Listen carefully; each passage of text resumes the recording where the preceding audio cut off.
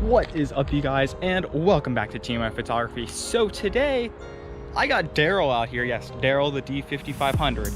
I got Daryl out here today, and today, as you clearly saw by that epic title and thumbnail, I am going to be showing you what the difference is in shutter speed and what shutter speed even means. Shutter speed is how long your digital camera is going to record the object, like say it's that tree or whatever, the object, how long the shutter is going to be open to allow the digital sensor to read the image and therefore the picture. So let me show you a few examples. And we're going to take two pictures.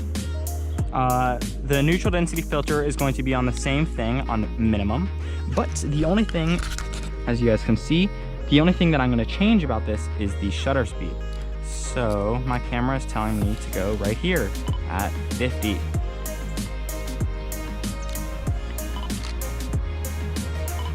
So my camera is telling me to take a picture at 1/50th of a second, which is relatively slow. When I was a wee lad being taught this, I was taught that if you have a shutter speed slower than 1/60th, so like 1/50th, 1/40th, up to like the seconds, the motion is automatically, unless the thing is perfectly still, there's going to be motion no matter what.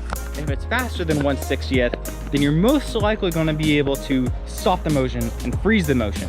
So let me show you a picture that I took at 1/4000th of a second. The shutter was open for 1/4000th of a second of a hummingbird that I took in Chama, New Mexico. Yes, so that was with a shutter speed of 1/4000th, which was very, very fast. But the reason why I had it at 1/4000th was so that I could capture the movement of the hummingbird and have it freeze, have the wings frozen.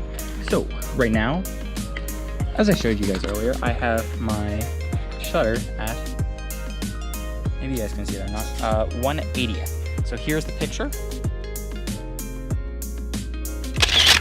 All right, so here is the picture. Future Travis is gonna put it up right now because you can't really see it. But that is with a shutter speed of 1/50th. So it's not slow, it's not fast. As I told you earlier, 1/60th is enough to stop motion, which is, I mean, it's out of focus because I put the focus. We're gonna take another picture.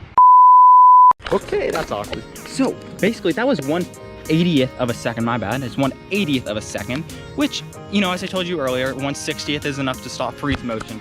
So it's pretty quick. Now, what happens if so I'm gonna turn down, I'm gonna close the aperture.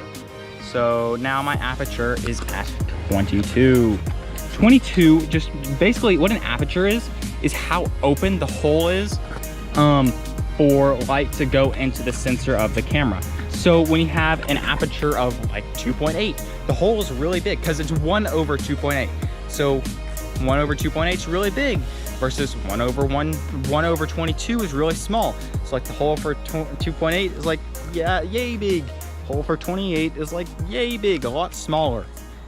So right now I turn my aperture down to f/22, and my camera, because of this, recommends me to take the picture at 1.6 seconds. Yeah, that looks pretty good. I always like to take a test picture before I actually go out and take the picture. But what this means now that I'm in the seconds is that I'm gonna have the ability to show you motion in this picture, which is kind of weird to think like a singular picture could show you motion, but yes, it can. So,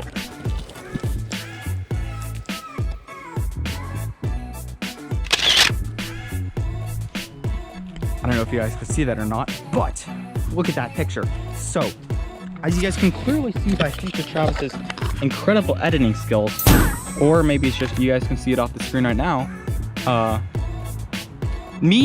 I am moving. Like there is motion in my body. You can see motion. So this can be beneficial. Wow, voice crack.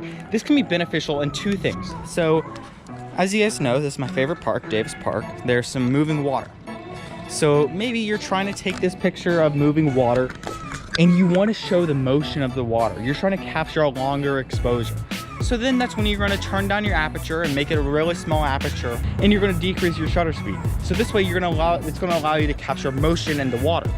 Versus if you do the shutter speed at, I don't know, like 1/200th of a second, the water's just gonna be frozen. So that is going to wrap up today's video about shutter speed. So if you're gonna remember one thing from this video, just remember that shutter speed is how long the shutters open on your camera, a digital camera or a film camera or any type of camera, and how long the sensor in the camera is reading that object.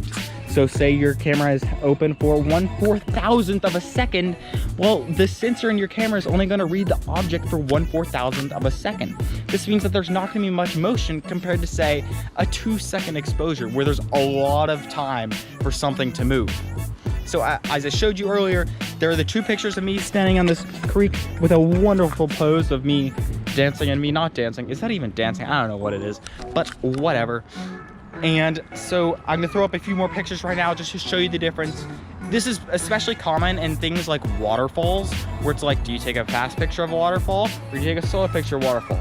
Do you want the individual water droplets or do you not want the individual water droplets? You want it moving. So I hope you all learned something from this video. So please maybe drop a like, maybe even a subscribe. But if you're bored right now and want to go see something else, I've always got more content back at the channel. Maybe I'll even throw up an info card right side up there if you wanted to see some more content right now. But please consider giving a like, maybe a subscribe. But until then, I'll see you in the next video.